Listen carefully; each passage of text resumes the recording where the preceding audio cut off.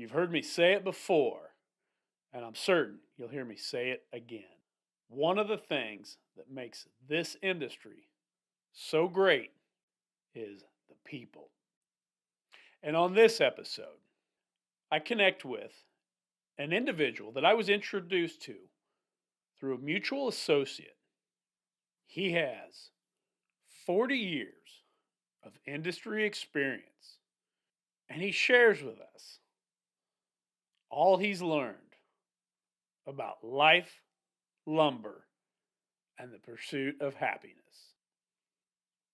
He is the one and only Road Warrior Randy, Mr. Randy Chaffee. An individual that used to be a friend of a friend. But now, I just call him friend. As together, we are building the future. This is the Building the Future podcast. I am your host, the Lumberjack, Brett Thorne. On this show, we explore topics including construction, building materials, real estate, remodeling, the housing market, industry news, new products and trends, technology, government, everything you need for building the future. Let's find out more about you. I mean, give me some background on you. Tell me a little bit about how you got into what you're doing. And obviously, then I want to get into a Source One marketing and your manufacturer's representation and what all that does and how it all entails. But yeah, no, I want you to just take the floor and run. Oh, babe. Yeah, okay, so we got what, 4 hours? Yeah, exactly. Yeah. Well, I like most people that ended up doing what they do.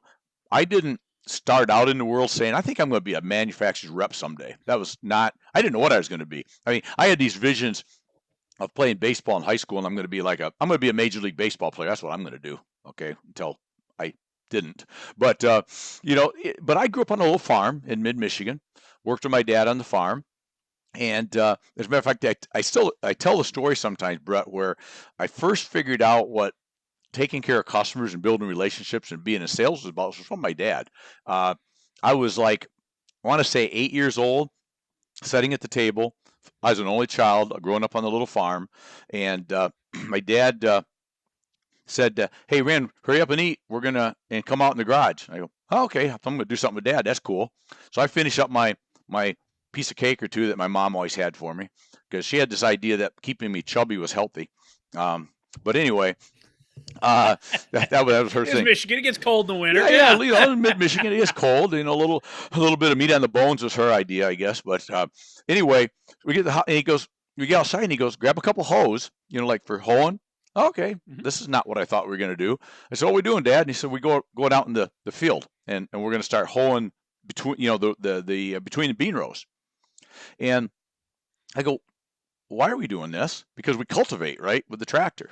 It's because if we put all this time and this energy and this effort and the money into planting the seed, we have to cultivate the seed and we have to take care of it, literally bean row by bean row to get the most benefit out of all the time and effort we put into it.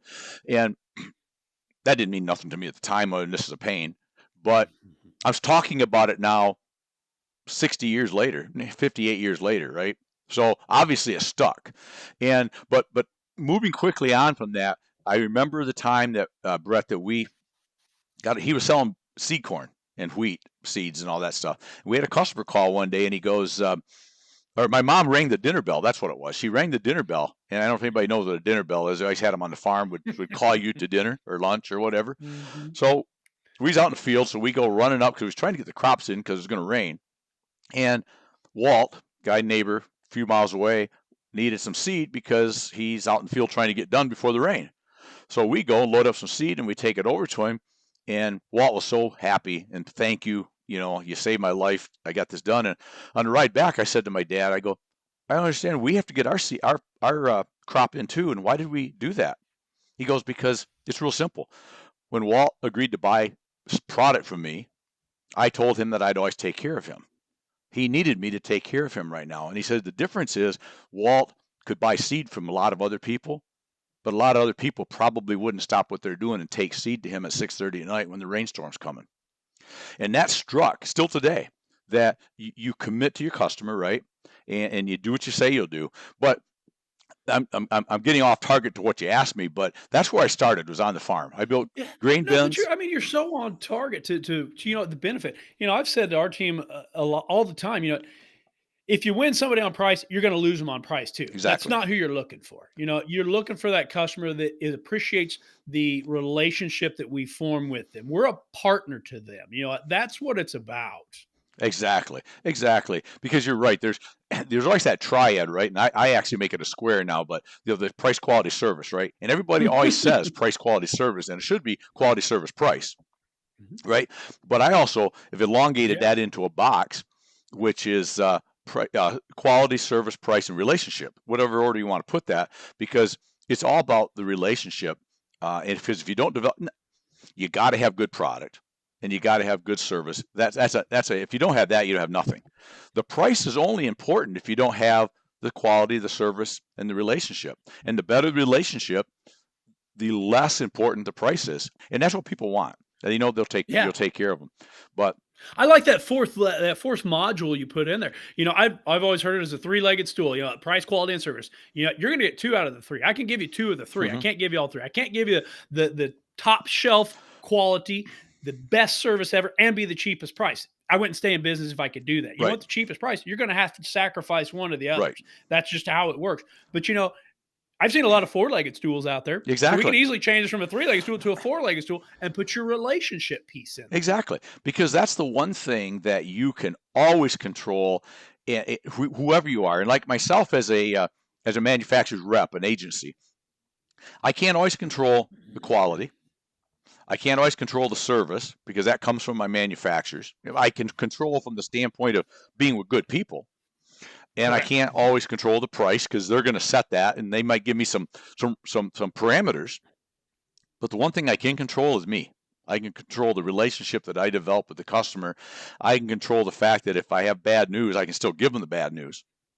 And I can tell them what I can do to help them through the bad news, right? Because it's always bad news is still 1,000 times better than no news, right? Absolutely. And so I can control that. So I really focus on what can I control as a rep, and that's the only thing that I figured out I can control is you're gonna. My website is, as you know, I think is ibuyfromrandy.com or .net. Why? Because that's all I got to sell you, really. At the end of the day, is me. And but but rolling back, you'd ask, and I get off target, and I told you I do, that. But we both do. That's what we do. This is not a good combination. And we don't have Wes here to kind of exactly stop that. Down. Yeah, we don't have him back in the background going stop. Well, doing that. But but the funny thing is, growing up on the farm, we sold grain bins and grain elevators, that kind of work. We built pole buildings.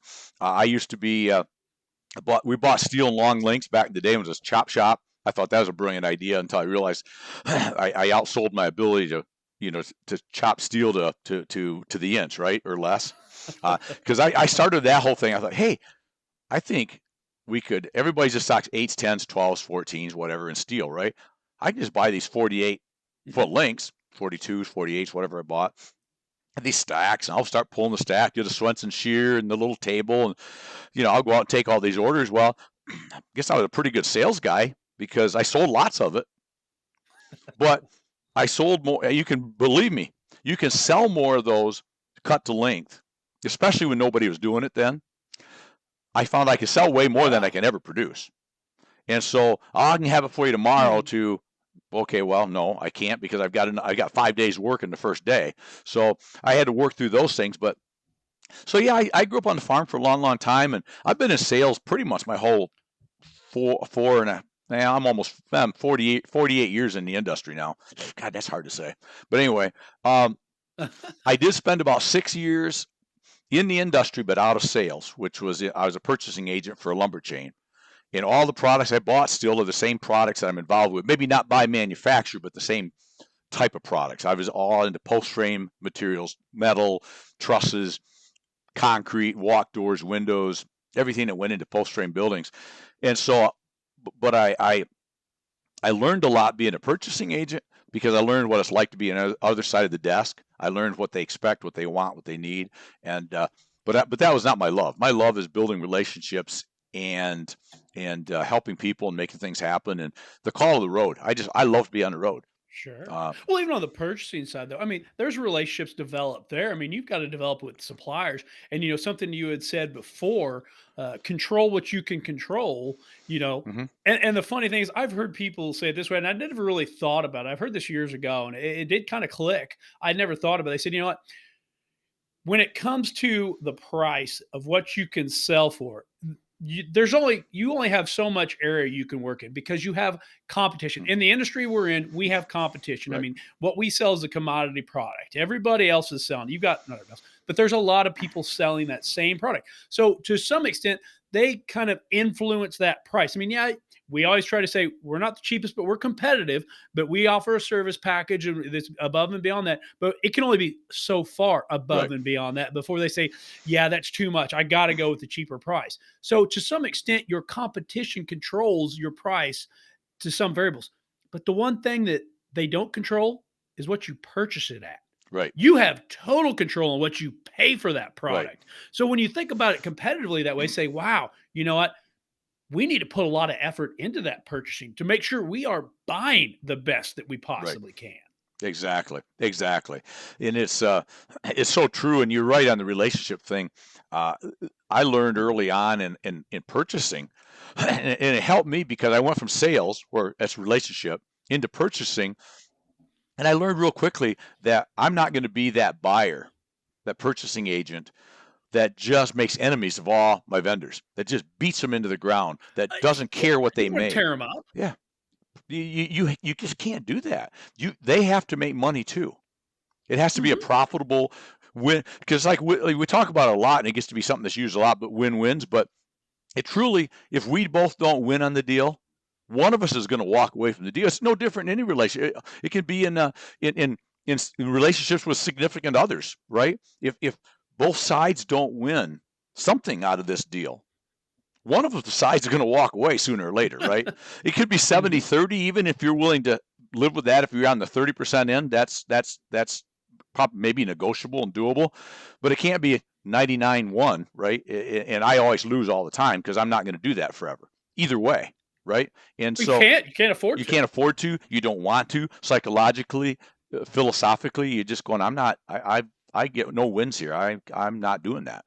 So it's really, but that's what I loved about the sales world as I got back out of purchasing and back into selling and became a rep. I was a Mhm. company guy first. So Go ahead. sure, let's talk about that a little bit. Because there's a lot of people out there that maybe aren't familiar with a manufacturer's Hmm. rep or a manufacturer's representative and what all that entails. So kind of tell us a little bit about that, and then kind of what drove you into that category. Okay. Well, when I started back on the road in selling, I was a company man or a company guy or whatever you want to call it, which meant that I worked for a specific company. And I'm having a problem. I was with Cannonball, which is a big name in the barn door track Mhm. world. Sure, it I is. was a company guy for them for a few years. Company guy, obviously, I would say obviously, I work strictly for them. And you're on some type of a salary plus commission bonus, whatever. You get expenses and you get a car and you get all these, whatever the deal is, right? But I sell just for them. Every day of my life, I just go out and call on people to sell that product. Uh, the manufacturer's rep world is the same, but I do it with multiple companies and I don't have any of the backup. In other words, a term that we use sometimes: you eat what you kill, right? You literally, if I don't sell anything, I don't have any money. It's real simple. You're gonna You starve. starve. So you're driven to sell, you're driven to build relationships because I have no salary, right? I don't have my insurance just covered. I don't get to put the gas in and either have use a company credit card or at least get reimbursed next month. If I put gas in my car, it's my gas. If I buy you lunch, that's my money, right? So it really it develops a total different perspective on how you go do business. Now, why would I want to be a rep? One is I have a lot of confidence in myself. I still do. The advantage of being a rep is I get to bring multiple product lines to the same customer and hopefully be maybe more valuable, or I hope that's the goal. Because for example, if I call on you and you're lumber, we don't do business together because I don't handle your territory. But if I was to come to you, maybe with my fastener company, maybe you're just perfectly satisfied with the fasteners you use now. Great relationship, zero reason to switch, right? Good loyalty. But maybe things are a little bit of troublesome with barn door track, or a little troublesome with whatever other product. So I've always got another in, right, to develop a relationship, because that's the first step, is to build a relationship. And once you start doing that as a rep, you'll get an audience with the other product now or later. Because if you're not buying your fasteners in this scenario from me today because you're happy, it might be maybe never, but maybe 5 years from now, 8 years from now, something goes awry with your current supplier. Who's the first guy you're going to call? The guy you've been doing business with for 8 years now, that's took care of you, that's been there, that's done everything we said we'd do, right?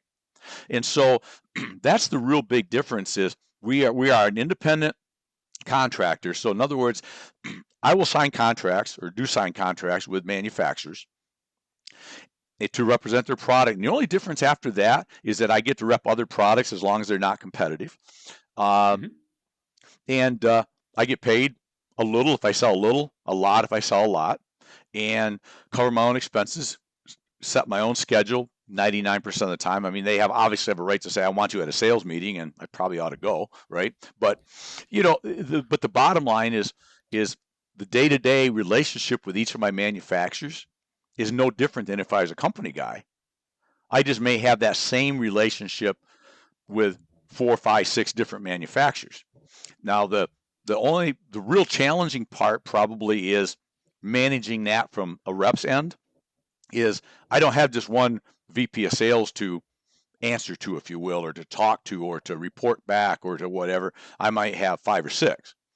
And so you're managing, you're switching gears fast. And if you're going to be in the rep agency world, you better be able to switch gears pretty quickly, because literally we could be talking about fasteners, and as soon as we hang up, I got to jump on this next call or this next Zoom about a totally different product.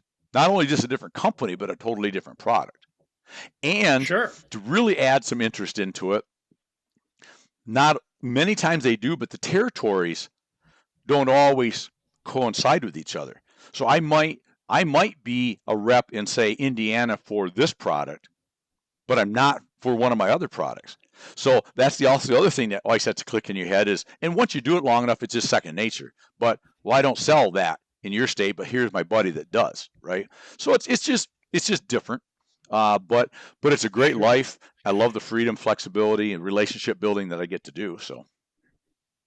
Yeah, and it's all about the relationships. And when you kind of peel it all back and you boil it down to the basics there, I mean, really, so you're taking the sales role, which you love, which you've done for years, but you also had that purchasing role. Well, you still got a lot of those same responsibilities, because like you said, you've got to go develop those relationships with those manufacturers to have those products to then sell. So you're really taking both of those roles, but you're using the same skill sets, developing the relationship, picking your good partners, both on the buy side and on the sell side. Right. And it's all about that relationship. One word I picked up on there that you said was loyalty. Mm-hmm. And I've always said that our industry, one of the greatest things about it is the fact that it is still a handshake industry. Right.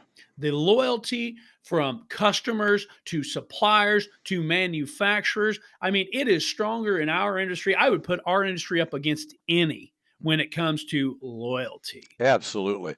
So I love that you highlighted that. It's truly important, and it's important to on both sides of it. For example, I've got customers, and that's one of the beautiful things about this that I just enjoy is I work a lot, and I've been hybriding myself, and it's something we can talk about in a minute if you want. But I'm an old school road warrior. That's my original. That's what I did fully,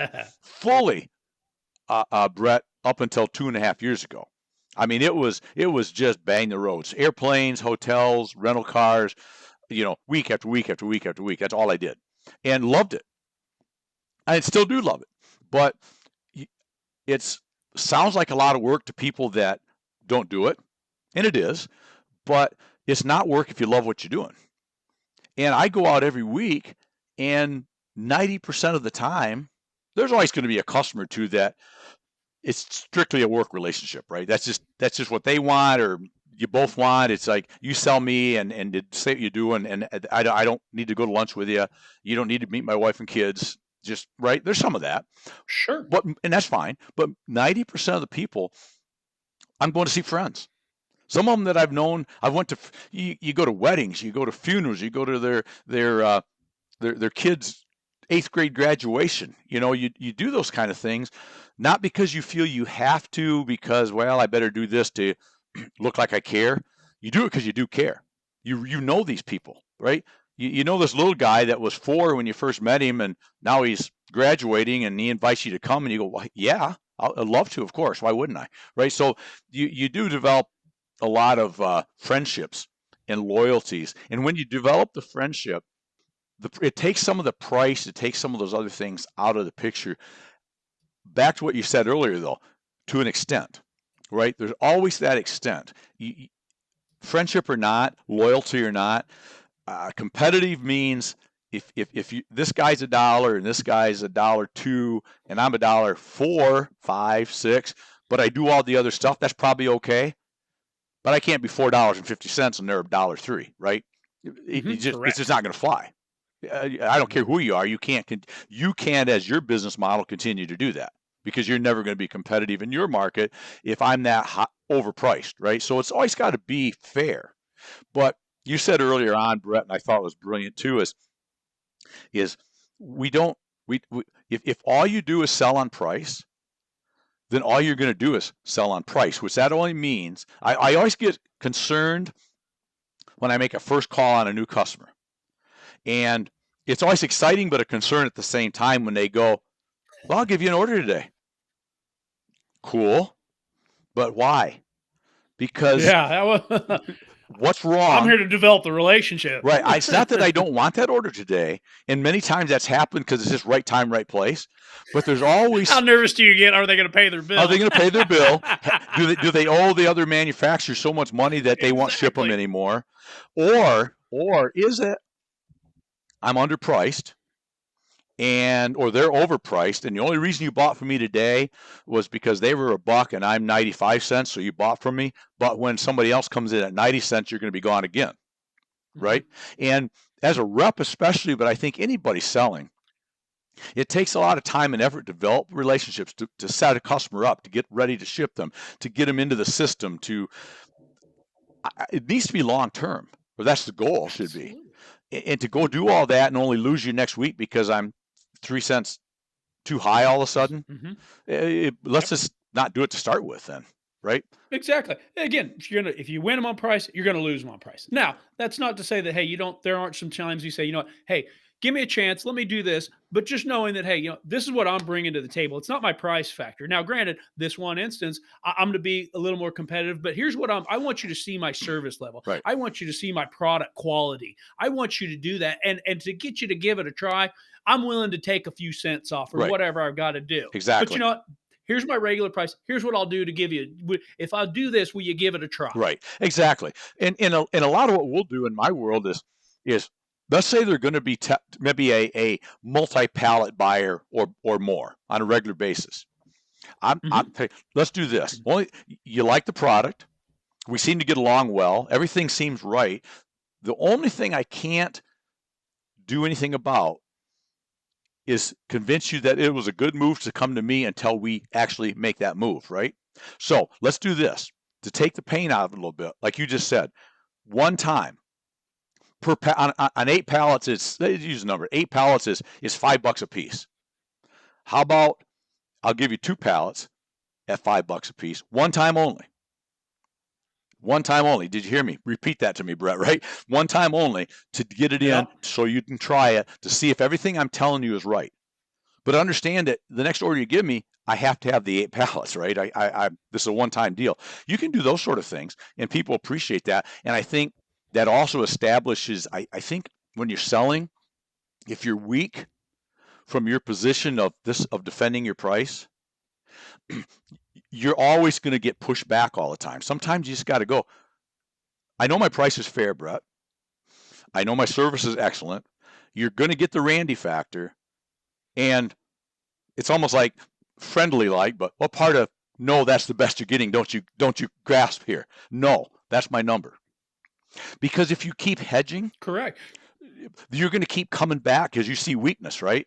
It's a negotiation. absolutely, right? If I show you weakness, every time you say, "Oh, Randy, I don't know, Billy over here, your competitor's a little less." Oh, well, I'll do better then. Well, you're never going to stop, right? Why would you stop? There's no reason. They're going to keep plugging at that. If you're going to keep giving it to them, right? They're going to keep taking it. So at some point, I have to just say, if the four levels, the four legs on the stool, right? If the price, quality, service, and relationship isn't enough for us to do business, that's okay. Yeah, that's okay. Understandable. Because we can't handle every bit of business on any product I sell in the United States. We couldn't take it all. Ever. And that relationship, it's got to be amicable, like we said earlier. Both parties got to benefit. It's got to be a win-win. Exactly. And that is possible. That is absolutely possible. Matter of fact, those are the best relationships because those are the ones that are healthy. Those are the ones that will prosper and bloom and grow. Those where you've got healthy on both sides. Exactly. If one side's healthy, the other one's not, like you said, that relationship is going to deteriorate. It is going to fall apart. No, it will. Sooner or later, it will. So I want to switch gears here just a little bit because you are such a creative individual and so well versed. Obviously you are passionate about the sales, about the relationships, about the manufacturer's rep position and stuff. But something else that you do, which was kind of one of the ways we got connected through our mutual friend, Kirsten. Yes. And you have a live broadcast called Building Wins Live. Yes, sir. Let me hear your scoop on that, Randy. Well, exactly. And I'll forever thank our mutual friend, Kirsten, for introducing us. I know she's a good friend of both of ours. But, it's funny. So how this all started, Brett, was I mentioned a few minutes ago that I was the old school road warrior. And I even used I use this the mantra of old school road warrior. I mean, that's kind of what I always talk to myself. And then COVID hit, right? And we can have all sorts of reasons about why it happened, didn't have it, real, not real. Bottom line is, it shut the world down for a while, right? All of a sudden, I'm a guy that's built relationships, being at your business, taking you out for burgers and beer, bringing coffee and donuts in the morning, to I'm stuck at home. And I don't know when I'm going to travel again. So what happened is I got involved with a mastermind group. We started doing videos with each other every day. We started that was our original way. If you're in here, you're going to communicate with the group 3 times a day. And it's going to be by video. Don't be sitting and texting stuff. Jump on and do a video. Whatever it is, doesn't matter. Got us all used to it. And as time went by, I started to guest on a couple of shows like this, and I found that I sort of liked this whole thing. Then I decided, I think, like you said, in our industry, there's not a lot of this happens. So I said, you know what? What better way to reach out to a customer base if I can't be there? But you can still see me, you can still hear from me, you can still get my thoughts. We can connect, right? And so I started this idea, and we talked about a name for a while, and let me back up. I met Wes, my producer director, who you met because you was on my show several weeks ago. Absolutely. And I met him through the mastermind group that I was in. That's where I met Wes. Never knew him before. Become buddies, pals, friends, brothers. But I remember we decided we're going to do this show. He was going to produce and direct it, guest host it when I can't, or pop in when he feels like it. But I still remember, what's the name going to be? And he had some other names. My wife had some other names. Everybody had other names. But I kept coming back to building wins, because that's what I'm all about, is building wins. Not just sales wins either, Brett. That's the point, and I talk about that a lot, is wins have this. Let me back up. I look at virtual win piles. I talk about this sometimes, and that's one of the first things we're going to talk about, or I'm going to talk about in the book I'm working on right now. but building wins, virtual win pile, right? You throw wins on the win pile, and it doesn't matter what kind of wins, sales wins, personal wins, relationship wins, spiritual wins, health and fitness wins. I believe that all wins work with each other, and they don't care what the other win is. They just want to work together. So in other words, you get up in the morning and you say something nice to your significant other, or you call Uncle Pete you haven't talked to for a while and say, hey, I'm just checking in, how you doing? All those are little tiny wins, right? And you throw them on the win pile, and your mood elevates, and you're just more positive, and you just keep building wins because you almost can't. It's like a snowball going downhill, and you can't get ahead of it if you want to because shit, I just keep winning because I keep doing stuff that's right, that's good, right? And so I said, no, we're going to go with building wins, my show. So I'm going to draw the line on that one. And then the funny thing is, we're all procrastinators sometimes, a little bit, right? Especially if it's something we're a little scared of or don't feel confident. Why put off till tomorrow what you can put off till the next day? Exactly. So we determined a year ago, January, the first Friday of January, we did them on Tuesdays at the start because I wasn't traveling, so it didn't matter. Tuesday's the dumbest day in the world other than Wednesday or Thursday for a rep because, the old T to T, right? We always travel Tuesday to Thursday, period. Maybe Monday to Friday, maybe whatever, but always Tuesday to Thursday. But wasn't traveling, so we'll do Tuesdays. And I remember it's like 3 weeks out, right? We come up with the format and what we're going to do. And I kept going to Wes. I said, I know there's a lot for you to do, Wes, so why don't we move it to the end of the month, right? Now we'll be ready. No, why don't we move it to the end of it wasn't him I was worried about. I just kept wanting to push it off. And Wes was smart enough to go, Randy, noon on the 3rd or whatever that first Tuesday of that year was. That's when we're doing it. Be ready. Okay. And so bottom line is I started doing it, had some great guests. My original idea, Brett, was to just have people in my industry, our industry, right? Manufacturers as well as customers. And that's what I started doing. And then and I still do, but that's when I started bringing other, I use value added, which is a bad term because everybody's value added, but other people, like you're a cross, right? You're a crossover because you're a professional in this industry, the podcasting world. You do what you do, but you're also in the lumber building materials industry, which is where I'm at. So you're kind of a unicorn, if you will, there on that. But I don't even know what that means, but it sounded like high tech, like I knew something. Perfect. But, we're going to grow with it. Yeah, we'll go with it. But never been called a unicorn before. I'm just going to throw that out there. I like that. Sometimes I throw out crap just because I think it makes me sound like I know something, like I'm not as old as I am. But then I started getting, some great other guests that had nothing to do with the industry, sales authors and lead generators and whatever. I had a guy on the other day about Bitcoin that I know nothing about and still know nothing about even after he talked because I guess I'm not smart enough to figure that out yet. But I decided that the more value I can bring to anybody that wants to listen to me or watch is going to be a win.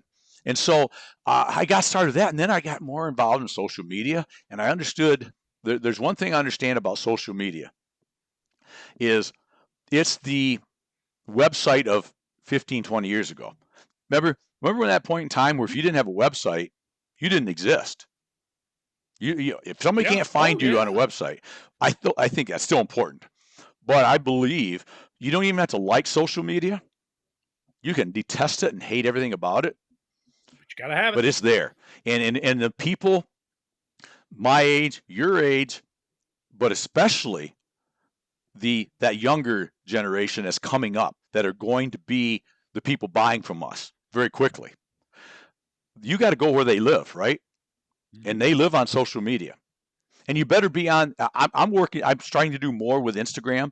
I am going to do some TikTok stuff. I'm not dancing with goats because that's just way too weird for me. But maybe with an extra bourbon or two, I might, but probably not. But I'm an Instagram fan. I mean, a LinkedIn fan. I mean, to me, business is what I do. But you have to go where your customer lives. And if they can't find you in today's world on social media, if they can't see that you're doing something, that you're there, you're kind of not real. Yeah. And and again, I tell people, You don't have to like that. You don't have to like anything about that if you don't want to. I happen to like it. I don't do much of anything but personal, other than I do a lot of personal. But again, my take, and you asked, so sorry, is that is that you'll notice on everything that I do on social media is 80% inspirational, motivational, or just stuff Randy thinks. Because back to what we talked about before, the most important thing I have to sell is me. If you know me, you're more likely to want to talk to me about those screws that I have to sell when you're ready, or talk to me about whatever. If all I do is throw out 14 posts about barn door track or metal shingles or fasteners or vent closure or some boring stuff, that's just one more ad swipe, one more ad swipe. And, you know, pretty soon you just swipe Randy all the time, because all he's doing is promoting a bunch of crap he sells. Who cares?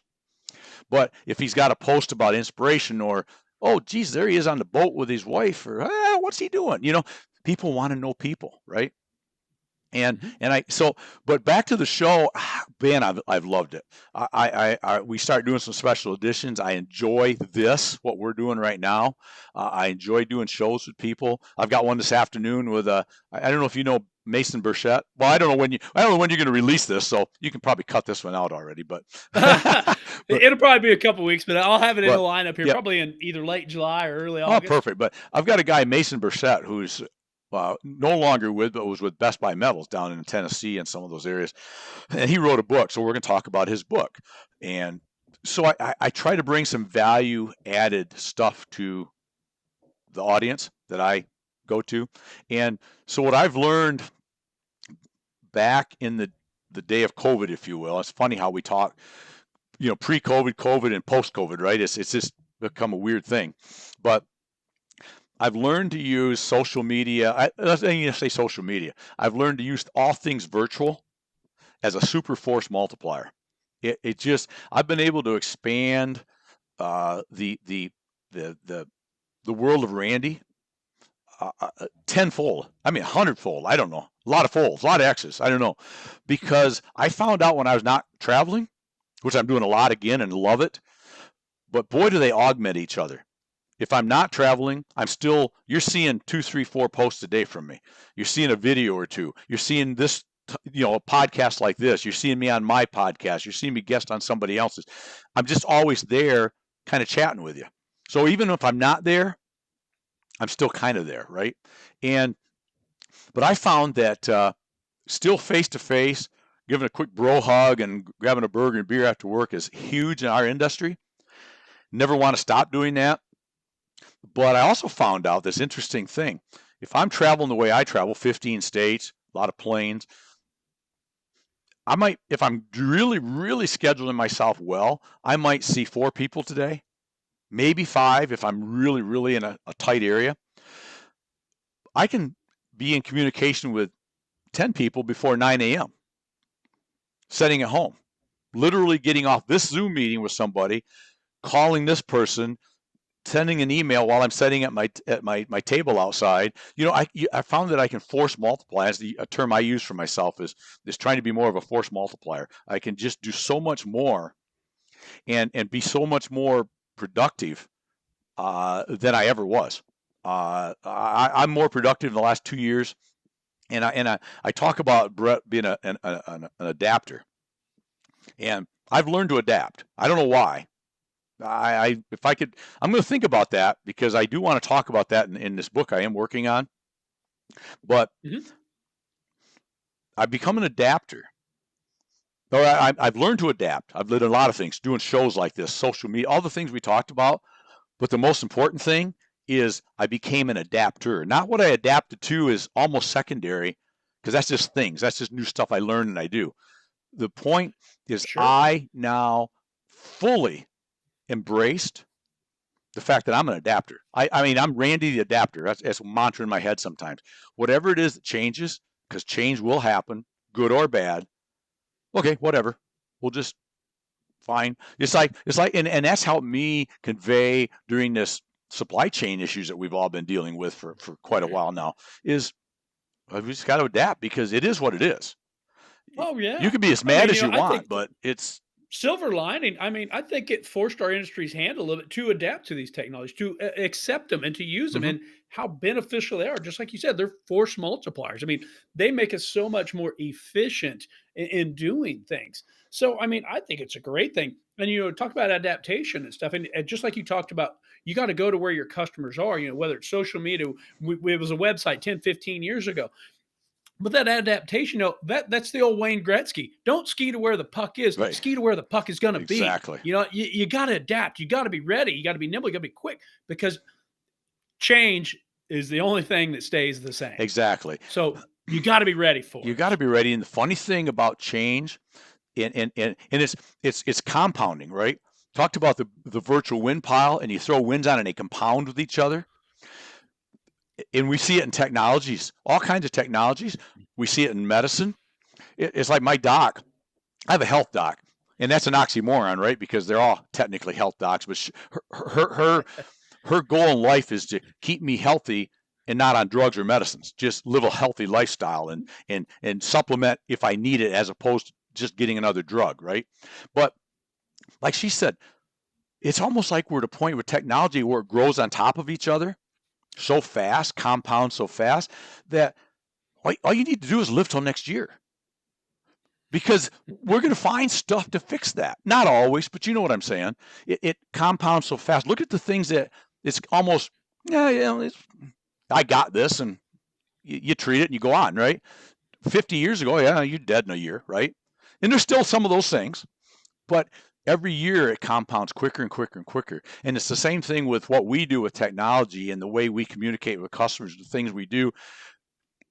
If you and I, we're what we do right now, we think is pretty cutting edge, and it is probably in our industry, maybe some. But if we just say, Brett and Randy are just going to keep doing what they're doing right now and for the next 20 years and never change, we've already lost. Because whatever we're doing today, we're going to be doing it different next year, right? We still might be doing shows. We still may be doing whatever we do, but there's going to be changes. So let's just stay at the leading edge and always be looking. And I think the biggest thing is just try. You know what? What's the worst case? You look stupid for 20 minutes. I mean, I've done that before for an hour. So, what's 20 minutes? So I mess up. So we need to get you dancing with those goats then, Randy. You know what? I probably could. Maybe some Guernsey cows. I think they're a little more my speed, maybe. Yeah, there you go. Anyway. There you go. So there is no question about it, Randy. You are a value-added individual. That is, I would have to say, if it's not already, that needs to be one of your mantras. I like that. So with that, do you have any words of advice for the listeners out there? I would say it's a little statement that I stole. I mean, this whole session has been a great advice. Well, but just kind of some good closing thoughts. Yeah, I have three actually. The first one I would say is one that I don't even know who originally did it. It's not unique, but it's one that I say a lot and live a lot. Is love what you do and do what you love. And if you're not, you got two choices in my opinion. Figure out why you're not loving it. Make the adjustments, the adaptions, so that you can love it. Or man, you better move on. Figure out something else, because life is long and life is short, right? And it's long if you're spending it all doing crap you don't like, that you don't love. And that segues into another statement that I like to use a lot, both in saying and in post, is live it, love it, own it. I always do live it with an exclamation mark, love it with an exclamation mark, and own it with an exclamation mark, because I said you better live it every day, all day, what you're doing, being engaged. And if you're going to live it, you better love it. Because if you love it, you'll live it. And if you live it, you'll love it. I know that's pretty non-constant. It doesn't make a lot of sense, but it does to me. But most importantly, own it. It's yours. It's your life, right? So if you're not happy with something you're doing, easier said than done sometimes. Sure. But man, you got to try to fix that. And okay, real quick on that before you get to the third one. The own it. Live it, exclamation mark. Love it, exclamation mark. Own it, exclamation mark. The own it. Is it all caps? It is not, but it should be. It needs to be. And I will make that change today. I love that. I will. Because you're right. If you start with owning it, it's like it's like with as a rep, as an agent. I do some stuff in Canada too, and they refer to us as agents there as opposed to reps, just technology or terminology. But you got to own it. If my manufacturer messes up, I messed up. My problem, my deal. I didn't get you what you needed, Brett. Might not be my fault, but I'm your rep. But it's still your problem. It's my problem. I need to own the problem. And the quicker I tell you this is what happened.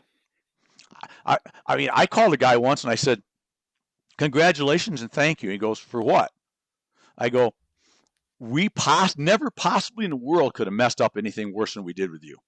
But the good news is that you took care of everybody else because we put all the mess up on you. I mean, so everybody else for the rest of the month is fine. So thank you for that. He laughed. He go, okay, so what'd you do? And I told him what we did, right? But but live it, love it, and own it, all caps. I love that. I'm going to change that today. Go. Thank you. Yes. And number 3. The last thing I say, and I use this at the end of my show every day, is, and Wes pops it up in some scraggly writing that because I don't write very neat. Make today your best day ever until tomorrow. And that's something that I live by every day, is we may not get tomorrow, right? And I live that way in life. Right now, talking to you is massively fun. You're a great friend. You're a great professional, and I love what you do. And we've become buddies and pals and brothers, and I love that. And so spending this 45, 50 minutes together, if you know what, if I literally took this headset off in 10 seconds and fell over the floor dead, then I lived my best day today, right? That's it. So live your best day. And that's it. So until tomorrow. Because if I wake up again tomorrow, absolutely, then I'm going to do it all over and try to make it a little bit better. You get the chance to do it again. Yep. I always said, yesterday's gone. Tomorrow may never come. Live for today. Love that. Exactly. If you do that every day, you're just going to be a happy person or a happier person. And that doesn't mean, because I every once in a while, and it's unfortunate that people have this vision or thought process, but it doesn't happen often. But I maintain a pretty positive mentality. That's just me. But every once in a while, oh yeah, you're all Mr. Positive. They get also negative. I go, I'm sorry that you don't appreciate the positivity. A, I'm not changing. But B, maybe you should start working on what is it, day by day, and try to start eliminating the things that are not causing you happiness and joy, and start massaging and fixing the things that could make you happy, as opposed to getting, because there's a word I like to say, and I disagree with it and hate it, and I can't spell it. It's a mediocrity. I can't spell it. But who wants to get up in the morning, first thing, and look in the mirror and fix your hair a little bit before you go get some coffee and go, you know what, Randy? I think I'm going to have a C day today. I think I'm just going to have a crap day. I'm going to go have a crappy day today. But some people do that. It's going to be awful. I got to call Brett and tell him that his truck of foil's not shipping till next week because we messed up. I hate my life. I hate, it's going to be an awful day. Right? Or do you just go, that's just part of the day. That's part of what I get to do is, help people, take care of people, deliver news, good or bad, and we'll work through it, right? But there's so many people get up, and I swear they look in the mirror and go, I'm going to have a crappy day today. I just know I am. Well, yeah, you're right. You're right. As soon as you say that, you are right. I look at it even when I know it's going to be a bit of a crappy day, because let's face it, there's some days that there's a phone call you got to make, or a deal you got to go fix, right? That's not really looking forward to it, but that's moment in time. And I heard one place, and I've used this before, and I stole this because I don't know who said it, but along this idea is don't allow 20 minutes of bad become a bad life. It's 20 minutes. It's just 20 minutes. Mm-hmm. That's it. Go on. Let it go. Put it away. Parting thoughts on that is I use this imagery. Are you familiar with apothecary shops, the old apothecaries, the old drugstores? They had those walls of this big wall of all these little drawers, and the druggist would have these ladders sometimes that roll back and forth, and they'd go up to drawer number 97 and get out a little bit of stuff and come down and compound it, right? It's called an apothecary. So I keep an apothecary shop in my mind, which is a visual, which is if I have a problem, once I fix it, one way or the other, fix it either successfully or unsuccessfully, but that's all I can do with it, right? It's done. I got to let it go. Even if I can't fix it, I got to let it go, though, because I'm done with it. There's nothing else I can do with it. I visualize pulling over the ladder, and this is important to me because I want a little effort into this, even though it's in my mind. Walk up the ladder with the key, open that little drawer at the top, put that problem in the drawer, shut it, turn the key, walk back down the ladder, walk out to the street, and and the grate for the sewer or whatever, and drop the key in it. It's done. Key's gone. It's locked in the drawer. I can't do anything about it anymore, and it's just got to be over. Because if you don't, again, compounding. I talk about compounding a lot. My virtual win pile. Mm-hmm. The problem is losses work the same way. They compound Yeah, too. the negative does the same, has the same effect. Exactly. Mm-hmm. So with that, I always say is take the negatives and they'll come. You're going to pull something out of it, even if it's like, that Brett doesn't like that. So never say that to him again, you big dummy. Well, then I took something out of that, which is a win, which is I know not to make Brett mad next time by saying something stupid that he doesn't like, right? That's a win still. Throw that on the win pile. Take the rest of that irritation that I might have created for you when we were together. Put that in the apothecary shop. Throw the key away. Now I just got a win, right? I got 2 wins. One, I know what not to do next time, and I got rid of the other one, which in itself is a win.